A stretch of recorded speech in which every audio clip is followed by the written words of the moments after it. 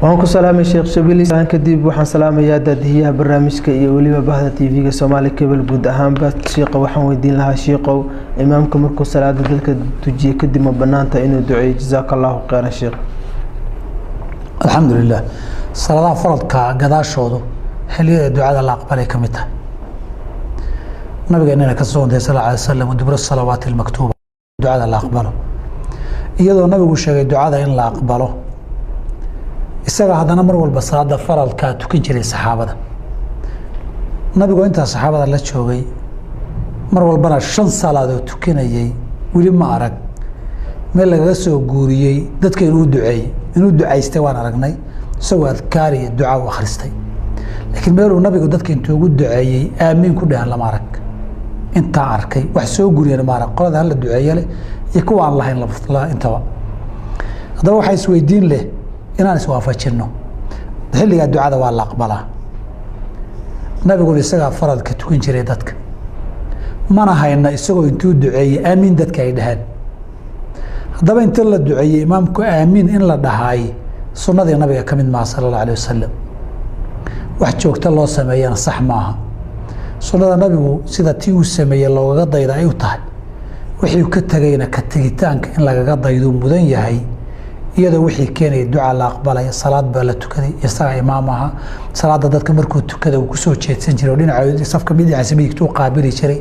adkaar buu ku akhrisan jiray xilliga duca la aqbali jiray baa la joogaa jamaacadiina way fadhiyaan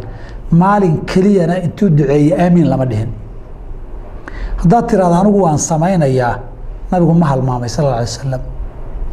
mise adiga wuxuu isagu ka tegay oo ka fiican hadda samaynaya runtii labada midna kuma jirta meesha qofkii marmar ay la qumanaatay xilli duca la aqbala wayta laakiin si joogta in loo sameeyo oo nabigu joogta wixii uusan waligii samayn sunnada nabiga kamid ma sallallahu alayhi wasallam billahi tawfiiq assalaamu alaykum معاجل حقيقة كتب هذا ورد عبد الرزاق محل هذا سؤال لو مشي هنا سؤال كتابك الله قليل عبد الرزاق وحوليه هنديدا ما قال هذا صدوات يا ما قاعد عبد الرزاق ما هي عبد الله ميوها هنديدا وحوليه صفوف كذا مساجد هذا ما قال هذا صدوات marka maxaa la sameyn u dhaw adoo lugta ku dhaw ilaa ay safkaaga baxaan ha ka hadhin ya oo ku dilayaan miya hadda Soomaali dil looma tilmaami jiray ma iska celisaan meendii baa hadda salaadii ka caadsanaysa almuhim inta waa kaftane salaadii haduu kugu dilahayo oo kugula dagaalamay lugta kugu dhufanaya lugta kugu dhufan oo kugu istaagi annaga inagu dhacday faraha ka qaada masaajida qumara kale islaamka sunniyiintu joogan taga xanafiya qooraha qabsanaysa salaadina asarkana 12 saac bar tukanaysa safkana aan simayni oo sidoo qolii saraakiisha u tukanay faraha ka qaada qolii saraakiila salaatu kaankaasa kan iyo kan waxa loo dhaxaysiiyay fiyoore iyo darbiyo fiyoora loo dhigay ubaxyo kana iyo ubaxyo iyo safka dhana muxuu noqday 100 ubax iyo 4 madaxweyne يعني هوشا لما باهنا الضومض وين يكون سمان في الصلاة بقر كودا رئيس كودا مرؤوس كودا تابعية مطبوعة راعية رعيته إلهي وجهي سوى اسميه وأنا صفك سبعا دو توسي المهم هذه هندي كان يجوك هو الدين سنة ويقارد سنة ويقارد بس هذا كان جامعة قرما عسك اللي تكون جري جامعة موسك كوي على طنك كوي 8 ساعة الربي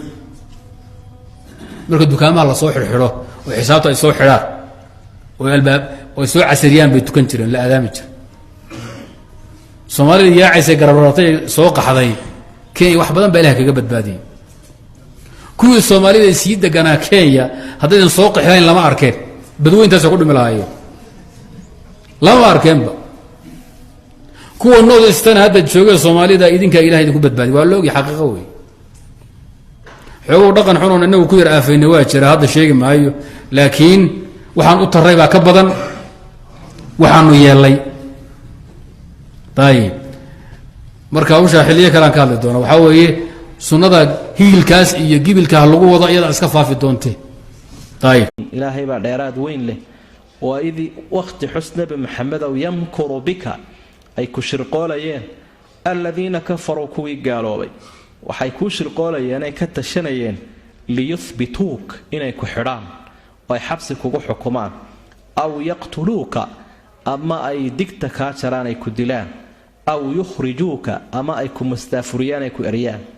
wayamkuruuna waa ku shirqoolayeen wayamkuru allah ilaahayna makrigiisa ayuu u diyaariyey wallaahu khayru lmaakiriin cid makri samaysana ilaahay baa ugu fiican subxaanahu wa tacaala adduunyada xaaladaheeda waa ay isbebedelaan dadna iyagoo dhulka hoostiisa ku sugan ay hurdada noogu yimaadaan dadna iyagoo dhulka dushiisa maraya ayaylan salaanta naga qaaday waxaa laga yaabaa inaad degan tahay qasri noloshana ay cidhiiri kugu tahay waxaa laga yaabaa inaad degan tahay god ilaahay qalbigaagana uu waasiciyey waxaa suurtagala inaad tahay qof cas wejigaagana madow uu ka muuqdo waxaa kaloo suurtagala inaad tahay qof madow wejigaagana uu nuur ka ifayo waxaa laga yaabaa inay walaalo kula dhasheen aadse keligaa nooshahay waxaa kaloo laga yaabaa inayn walaalo kula dhalan haddana hareerahaaga ay walaalo yihiin waxaa laga yaabaa inaad aragtid dad hantiilayaalahoo laaluush qaadanaya iyo fuqaro wax sadaqadaysanaysa sidaa daraaddeed ayuu rabbi ugu magacaabay dunyaa tii hoosaysay ee uusan ugu magacaabin culyaa tii sarraysay samafalkaaga iyo tacaamulkaaga wanaagsan lama halmaamayo ee ha ka qoomamayn laxdo aad qof qalbigiisa farxad gelisay xataa yuusanba ahaanin mid mutaystay dadka wanaagsan marka quluubtooda la duro waxay ku hanjabaan cadgoosi hase ahaatee jaaniska iyo fursadda markay soo marto damiirkoodaa ku qayliya alcafwu cinda almaqdira cafinta ahaatay awoodda agteeda mustaqbalkaaga hadda ha xukumin nebiyada ari ayay raaceen ummadana waa ay hoggaamiyeen waxaad ku baaqi ahaanaysaa dayaca iyo murugada daa'iradeeda intayba salaada tahay midaan qorshahaaga ku jirin salaada waxaa lala xiriiriyey liibaan xaya cala asalaah xaya cala alfalaax sidee buu u liibaanayaa qof aan tukanin xorriyad iyo ikhtiyaar baad u leedahay inaad nacdid qof ficilkii hase ahaatee xorriyad uma lihid inaad qof sumcaddiisa xumaysid markaad nacdid farajka sugsida adigoo la ballansan xataa haba soo dibdhace dibudhiciisa kama dhigna inuusan iimaanin ee annagaa ah dad degdegsiyo dalbaya waxaan suurtagal ahayn wax ilaahay kuu qoray in kayrkaaga u aado ee xasil ruux xakiima ayay su'aaleen yaad jeceshahay in badan saaxiibkaa ama walaalkaa wuxuu ku jawaabay walaalkay ayaan jecelahay markuu saaxiibkee yahay saaxiibkay ayaan jecelahay markuu walaalkee yahay oohintu ma ahaanin nafsadda markay geeriyooto hase ahaatee oohintu waxay ahaatay toobadda markay tagto